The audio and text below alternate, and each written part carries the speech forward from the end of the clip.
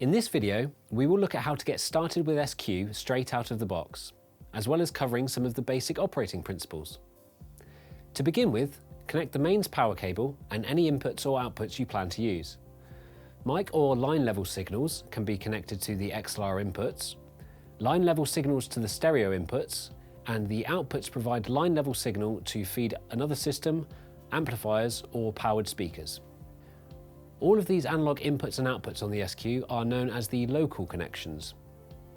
In this example, we will connect a microphone to input 6 and speaker outputs to sockets 11 and 12, which are labelled L and R.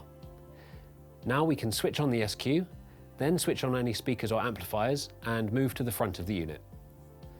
The blue LEDs show boot progress, and it's only a few seconds before the SQ is ready to go. Initially, we are met with the SQ home screen. This is displayed when no other screen is selected and is where we find the shutdown button, the lock button, and a shortcut to the brightness controls.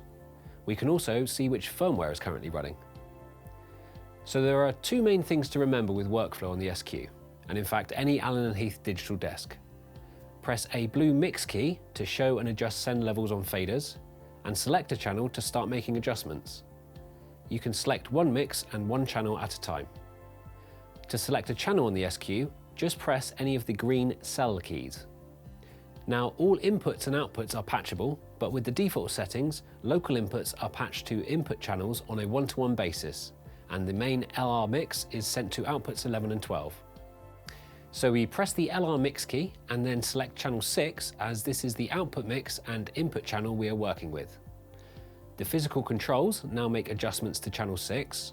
The channel fader controls the send level to the main LR mix, and the master fader controls the main LR output level. To see the processing for channel 6, press the processing screen key. 8 channels are shown in the overview, with channel 6 highlighted. To view a section of processing in greater detail, just touch it and get back to the overview either by touching it again or pressing the processing screen key again. In this example, we will not apply any processing such as EQ or dynamics control, but we do need to adjust the gain. This can be done with the preamp rotary control or by going to the gain section, touching the gain value and using the touchscreen rotary.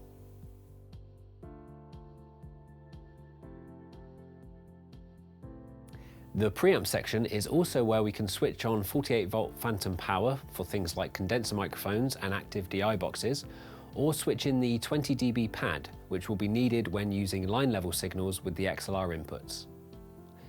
So now there is a good input level, bring up the channel 6 fader to send the mic to the main LR mix, then raise the master fader to set the LR output level.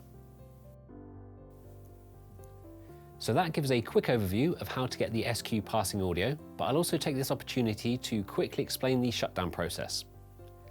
Simply press the illuminated select key to deselect any channel and make sure none of the grey screen keys are pressed, and you'll be back at the home screen. Now just touch the shutdown button and follow the on-screen instructions. Finally, switch off any amplifiers or powered speakers before turning off the SQ.